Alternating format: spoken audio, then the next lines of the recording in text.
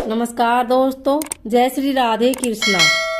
आज हम आपके लिए तुलसी विवाह की पौराणिक कथा लेकर आए हैं।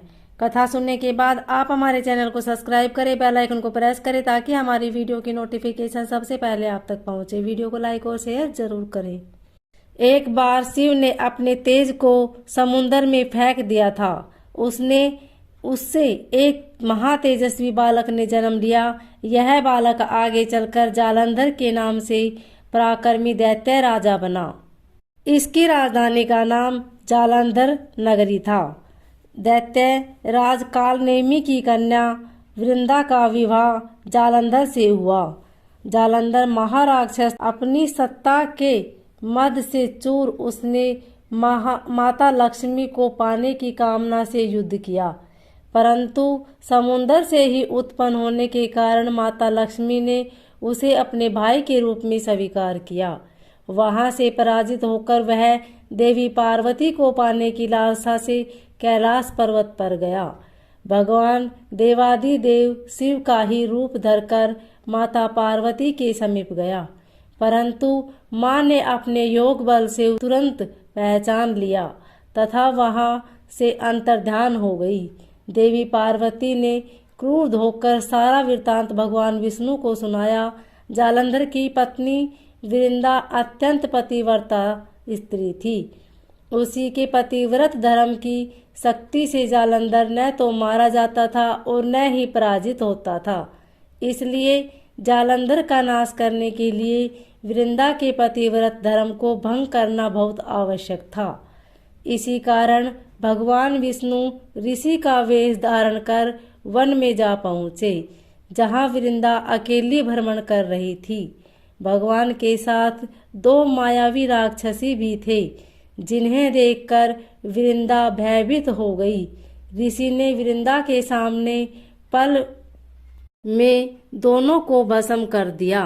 उनकी शक्ति देखकर वृंदा ने कैलाश पर्वत पर महादेव के साथ युद्ध कर रहे अपने पति जालंधर के बारे में पूछा।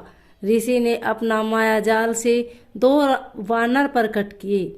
एक वानर के हाथ में जालंधर का सिर था तथा दूसरे के हाथ में धड़।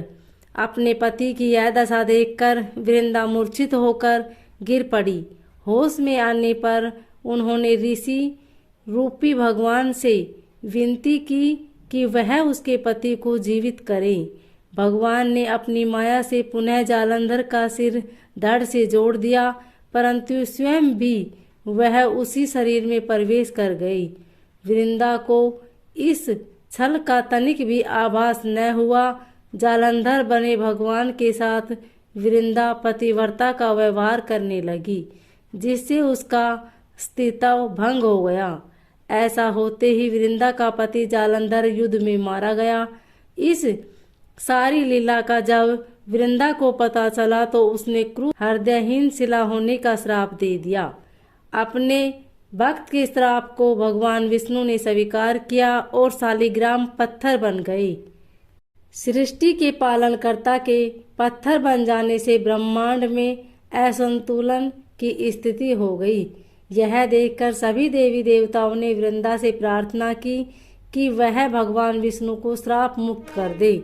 वृंदा ने भगवान विष्णु को श्राप मुक्त कर स्वयं आत्मदाह कर लिया।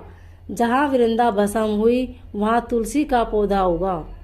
भगवान विष्णु ने वृंदा से कहा, हे वृंदा, तुम अपने अस्तित्व के कारण मुझे लक्ष्मी से भी अधिक प्रिय हो गई हो।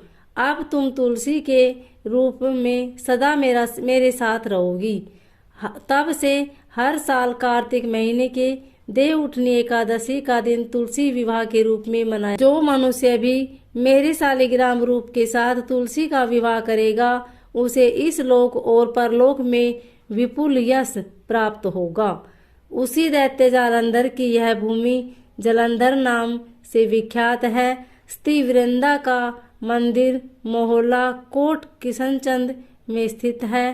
कहते हैं कि इस स्थान पर एक प्राचीन गुफा भी थी, जो सीधी हरिद्वार तक जाती थी। सच्चे मन से 40 दिन तक सती वृंदा देवी के मंदिर में पूजा करने से सभी मनोकामना पूर्ण होती है।